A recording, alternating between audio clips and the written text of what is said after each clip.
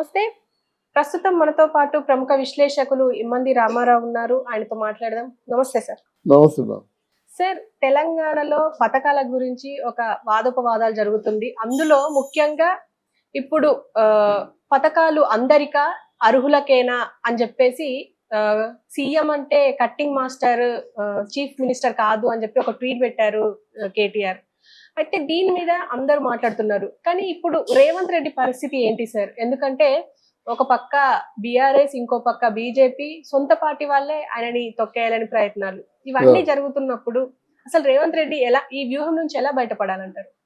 ఇక్కడ ఆయన కష్టపడుతున్నారమ్మా, దాంట్లో సందేహం లేదు. రేవంత్ రెడ్డి గారు కష్టపడుతున్నారు. అయితే ఇక్కడ ఏంటంటే బీఆర్ఎస్ పూర్తిగా అది బ్రోకెన్ అయిపోయే పరిస్థితి వచ్చింది. బ్రోకెన్ అంటే చితికిపోయే పరిస్థితి. ఒక పక్క కవిత ఇవాళ 2:30 కూడా పాజిటివ్ రెస్పాన్స్ రాలేదేమో, ఇక్కడ నేను చూడలేదు. తర్వాత కేటీఆర్కి పూర్తిగా పార్టీ మీద ఏమో విరక్తి కలిగింది. హరీష్ రావు పార్టీ పగ్గాలు చేత పట్టుకోవాలంటే మరి కేటీఆర్ దానికి వ్యతిరేకం.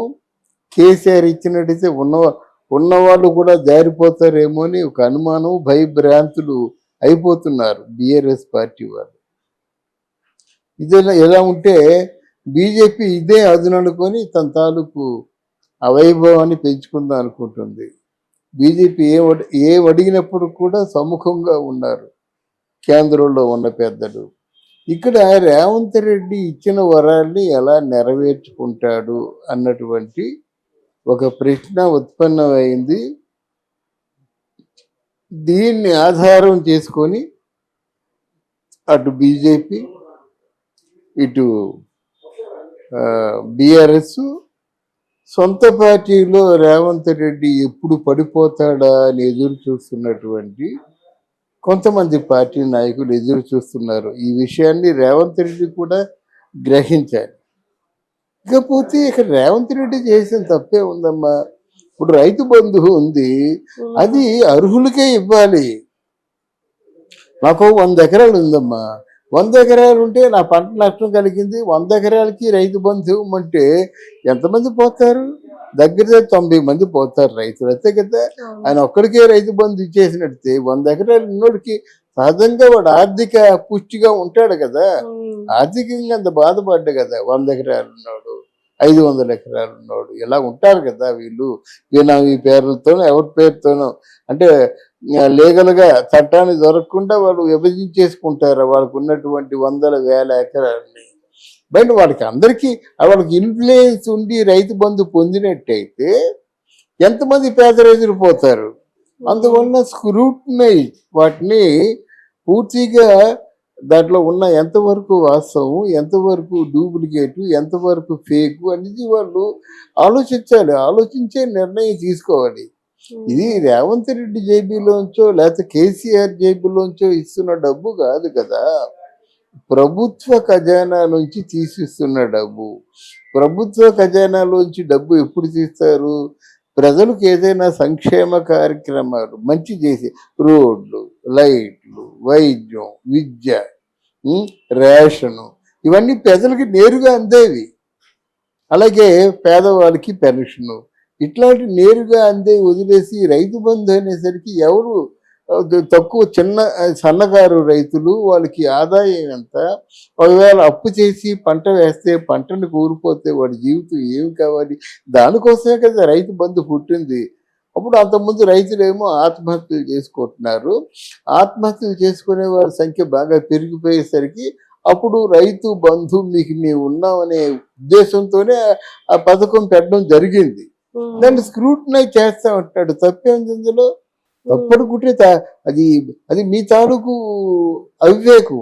కానీ రైతు బంధు ఇవ్వడంలో తప్పు లేదు, స్క్రూటినైజ్ చేయడంలో అంతకంటే తప్పు లేదు. ఇంకో సమస్య ఏంటి? ఇప్పుడు ప్రస్తుతం అంటే రేవంత్ రెడ్డి మీద అందరూ అంటే ఎగబడుతున్నారు, దాడి చేస్తున్నారు, దాడి చేయడానికే ప్రయత్నాలు చేస్తున్నారు. కానీ ఆయన ఎలా బయటికి రాగలరు? అదేనమ్మా, ఒక ఇది ఫ్రీ బస్ అన్నారు, అదేదో కొన్ని కండిషన్స్ పెట్టి ఫ్రీ బస్ నడిపేస్తున్నారు. రైతు బంధు అన్నారు, పెన్షన్ అన్నారు, 3 వాళ్ళు చేశారు కదా. ఇంకా సూపర్ 6 లో ఇంకేదో 3 ఉన్నాయి కదా. దానిపైన కూడా విమర్శలు వస్తున్నాయి సార్, ఫ్రీ బస్సు మీద, కరెంట్ మీద కానీ. అవునమ్మా, కరెంట్ అంటే ఇవి కరెంట్ బిల్లులు ఏదో 20వ తారీఖు 10వ తారీఖు ఇచ్చినట్టయితే వాళ్ళ స్లాబ్ ఎక్కువ అవుతుంది. అదే ఈ రోజు సమస్య ఏంటంటే మీకు 1వ తారీఖు బిల్లు ఇచ్చేస్తే 200 యూనిట్ల లోపునే ఉంటుంది, వాళ్ళు ఎస్కేప్ అవుతారు. అలా కాకుండా 1వ తారీఖు దాటిపోయిన తర్వాత 10వ తారీఖు ఇచ్చినట్టయితే ఈ 10 రోజులు కలుస్తాయి. కలిసిన తర్వాత ఏంటంటే ఆ స్లాబ్ని క్రాష్ చేస్తారు. స్లాబ్ని ఎప్పుడైతే క్రాష్ చేస్తారో వాళ్ళకి కరెంటు బిల్లు యాజ్ ఇట్ ఈజ్గా పడుతుంది అన్నమాట. ఆ విధానం మార్చుకోవాలి.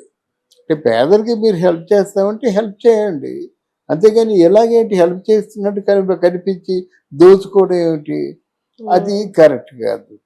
తర్వాత మీకు మిగతా ఏంటి, అదే ఇవే పథకాలు, గ్యాస్ సిలిండర్, గ్యాస్ ఒకటి, గ్యాస్ ఏంటంటే 500కి ఇస్తామని చెప్పారు కానీ ఇంకా అది అమలు అవ్వలేదు.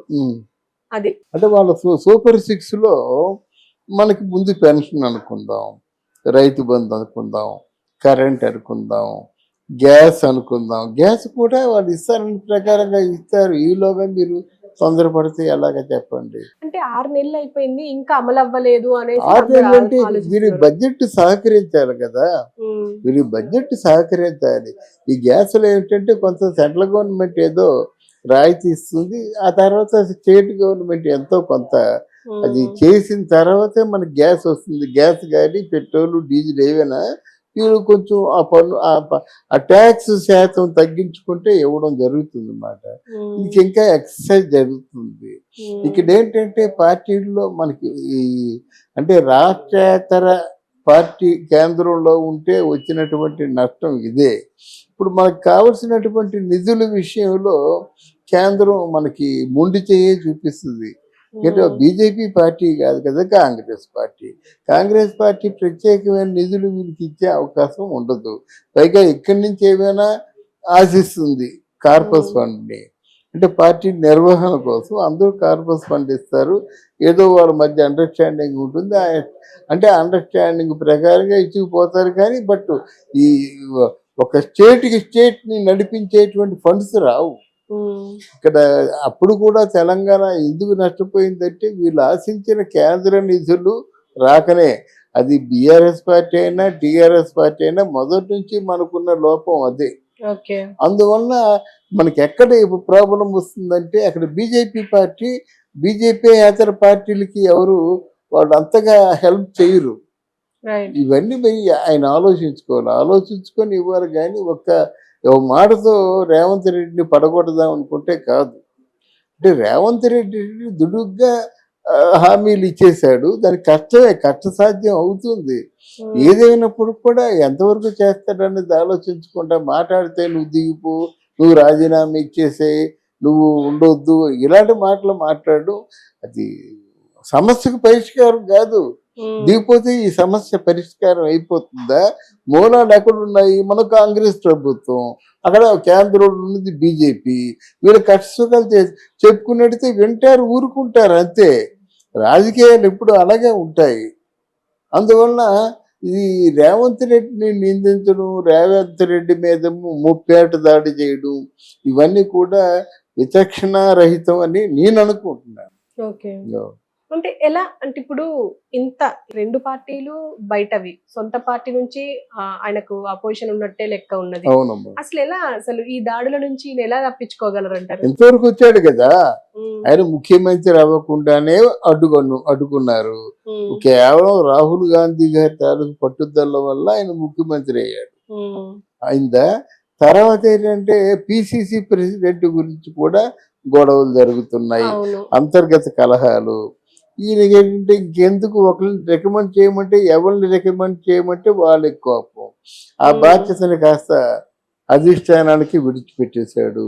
ఇప్పుడు సూపర్ 6 ఏవైతే హామీలు ఇచ్చారో ఆ హామీలు అడగాలి. వాళ్ళు అడగాలంటే అడుగుతాడు ఆయన, వాళ్ళు వింటారు. క్రియ శూన్యం. అదే కదా మరి బీఆర్ఎస్ పార్టీలో ఉంటుండే కూడా అందరూ కూడా ఇదే మొత్తుకు, హరీష్ రావు కానీ కేటీఆర్ కానీ కేసీఆర్ కానీ అదే మొత్తుకుంటున్నారు కదా. అవును. వీళ్ళకి ఏమైనా ఫేవర్ చేసినట్టయితే కవిత ఎప్పుడో వచ్చేసేది. అదొకటే మీ నిదర్శనం. ఓకే. అటు బీజేపీ మన బీఆర్ఎస్ పార్టీ మీద ఏమాత్రం ఫేవర్గా ఉన్నా ఇంత బాధపడేది కాదు. ఆఖరికి ఇప్పుడు ఈరోజు అప్రూవర్గా మారిపోయినప్పుడు కూడా మళ్ళీ ఈ 2:30కి ఏం చెప్పారో తెలియదు కానీ మొత్తానికి తిహార్ జైలే ఖాయం. పైగా వీళ్ళిద్దరికి కూడా జైలు ఒక భూతం కనిపిస్తుంది. ఎప్పుడు వాళ్ళు అరెస్ట్ చేస్తారో తెలియదు. అలాగా అంత కట్టుదిట్టమైన చర్యలు తీసుకుంటున్నప్పుడు కాంగ్రెస్ పార్టీలో ఉన్నటువంటి రేవంత్ రెడ్డికి కష్టసాధ్యమే అవుతుంది. కానీ దాన్ని పరిష్కరించాలి. పరిష్కరించాలంటే ఇప్పుడు అది జాతీయ సంపద ఉంది. దాని మీద ఏమైనా దృష్టి పెట్టినట్టయితే బాగుంటుంది. ఓకే. జాతీయ సంపద అంటే ఏమిటి? మీకు ధరణి భూములు ఉన్నాయి చూసారా, దాంట్లోనే కొన్ని వేల కోట్లు పోయినాయి. అది రప్పిస్తా ఉన్నారు. మరి ఇంతవరకు రేవంత్ రెడ్డి ధరణి భూముల జోలికి ఎందుకు వెళ్ళలేదో ఆయనకే తెలియాలి. ఓకే. ఆ, ఎందుకంటే ఇప్పుడు ఇలాంటి ప్రజలు ఏదైనా కష్టాల్లో ఉన్నప్పుడు ఈ ప్రజలు చేద్దాం అనుకున్న ఏదైనా మంచి పథకాన్ని మనం నిర్వహించలేనప్పుడు ఏదో చేయాలి మనం. అంటే తెలివితేటలుగా చేయవలసిన అవసరం రేవంత్ రెడ్డికి ఉంది మాట. ఇప్పుడు అనుకున్న మాట నెరవేరినట్టయితే ఎవరు దగ్గర రారు, నెరవేర్చలేకపోయినట్టయితే ఎవరికి నోటుకు వచ్చిన మాట వాళ్ళు మాట్లాడతారు. అంతేగాని రాజకీయ విచక్షణ లేదు కదా, అడ్డగోలుగా దబాయించేస్తారు. అది ఆ ప్రమాదం రేవంత్ రెడ్డికి ఉంది. Okay sir, thank you. Thank you అమ్మా.